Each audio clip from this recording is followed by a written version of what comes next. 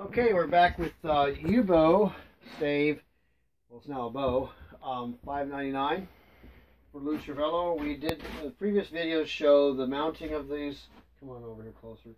Of these nocks, and then we did and cutting in the additional lines, and then we did a tiller with the nocks as they are now.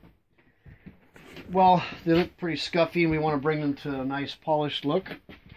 So what I do to do that, there's different phases of this.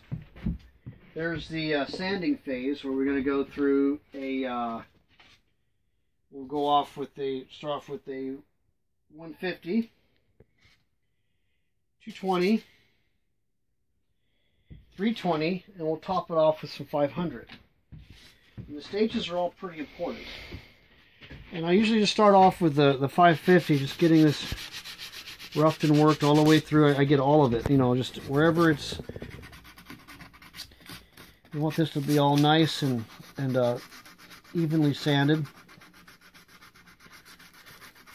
all the way through. In fact, I go right onto the wood and blend these together. It's kind of challenging to do both sides this way, like it is, but I can still do it enough. I'll end up having to roll this thing over.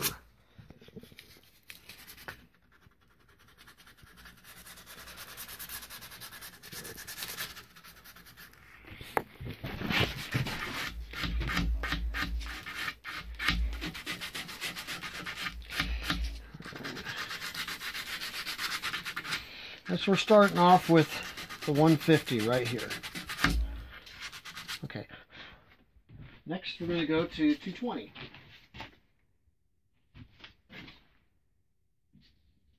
this out here. There it is. 220.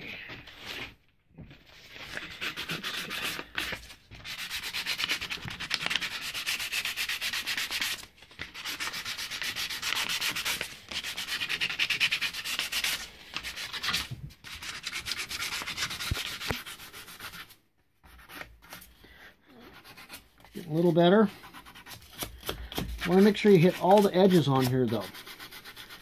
Get them all nice and rounded, and knock off, because like I had mentioned before, this bow is like a natural form of composite. It's has similarities to fiberglass. It's very fibrous, and it can cut you really bad. So you have to really watch how you work with it. I should be wearing a mask. Okay, getting better. And now we're going to go to the 300. Actually, it's 320.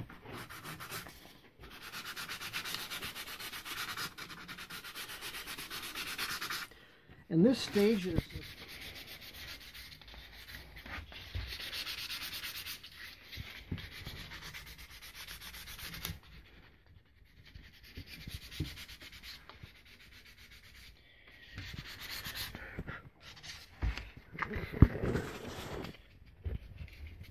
I'm working these, making nice smooth edges on the string lines,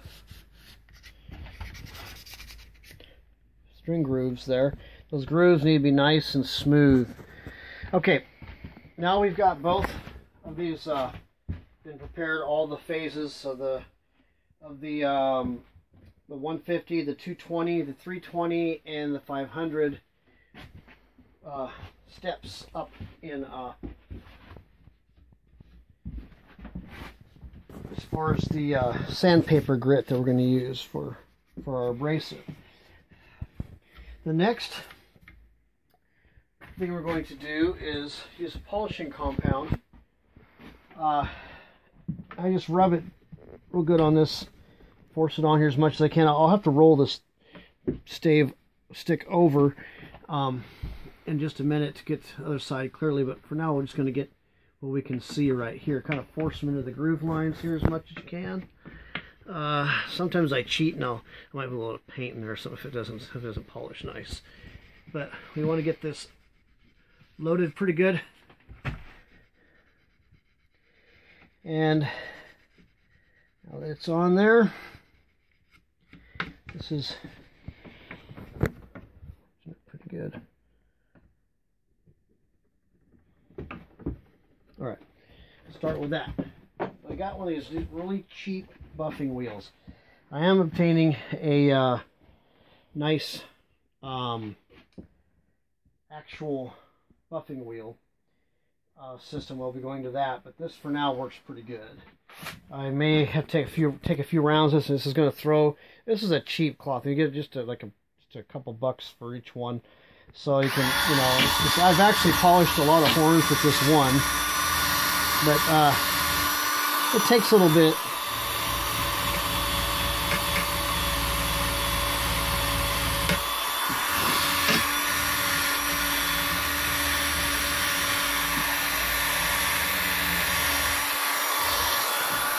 But you can see where it's taking shape as far as we're getting rid of those lines.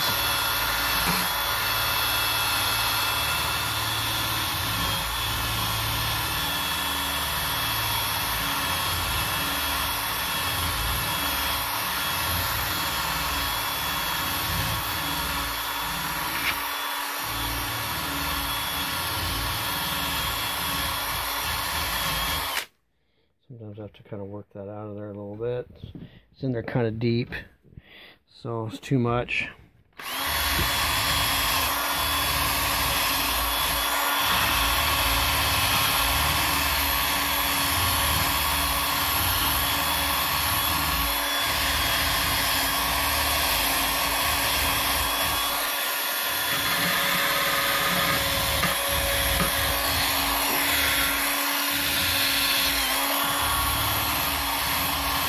A higher speed buffing wheel makes a difference with this kind of thing. This will do for the general purpose of showing you polishing the knock. Hopefully the next time I do this demonstration, I'll be using an actual bench version of this. But you can see how much now it's made a luster. If to clean those out, I'm just gonna take something and clean all that crap out of there, because it looks like, you know, goo in there. But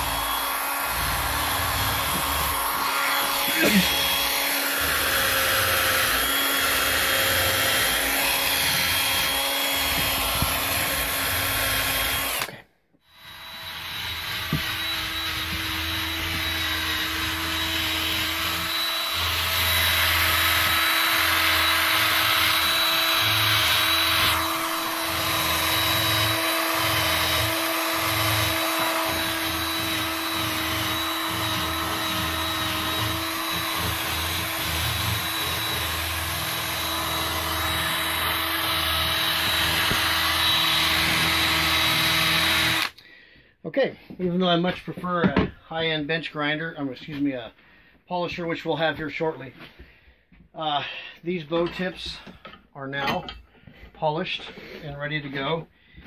They got a pretty good all-around luster to them, I think, and have a nice classy look to them. Overall, they have the general. There's some natural defects in the horn there. You can't get those to go. That's just the horn itself. But anyhow, we're going to get ready to string this thing up and give it some test shots. So see you guys in just a few minutes. Okay, Lou, here's bow stave 599, and we've been working on. We're finally at this point for a virgin test shot. Now you have that 29-inch, excuse me, you have a 30-inch draw. This has been tillered to over 30 inches. I don't have that long of a draw. I wish my test guy was here. She's got a longer draw than I do. We're just going to take what we can here for our test shots today, okay? We're going to break it in. And you can already it's got some power. I do not ever yank this right off. I'm breaking it in. And wow. This is a 45-pound at 30.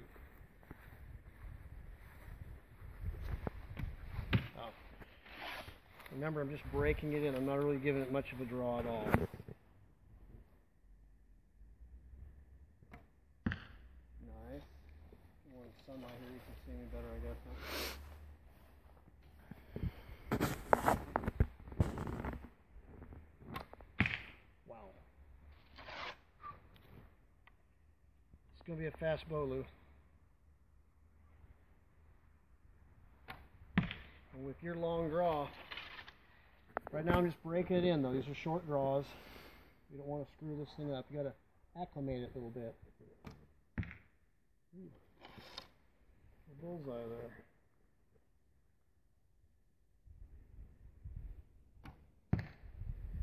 Nice.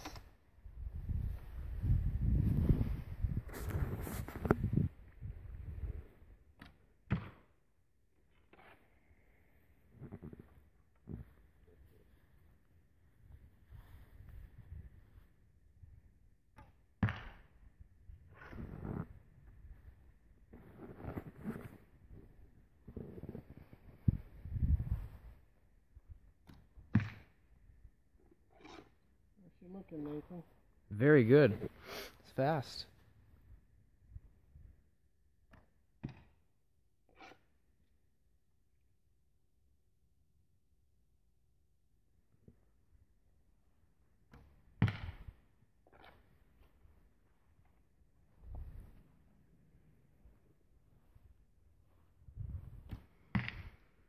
Okay, we're going to go fetch those arrows. We're going to give this another round, okay? So we'll be back in a minute.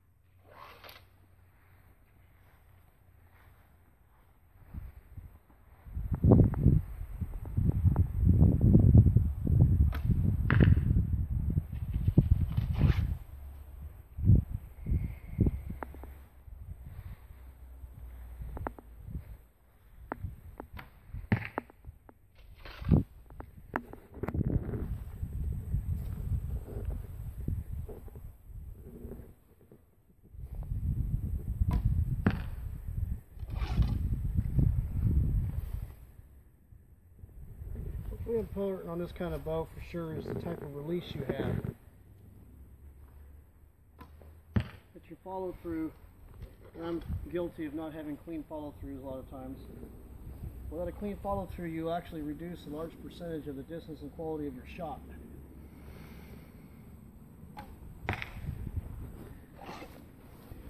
So it's something you gotta kind of put into your thinking mode when you do a lot of shooting.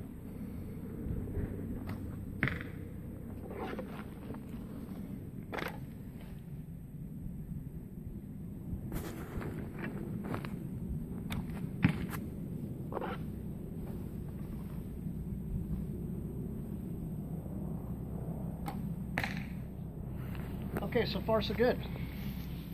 Well, Lou, we're going to get her sanded up smooth before you get some tongue oil on this baby.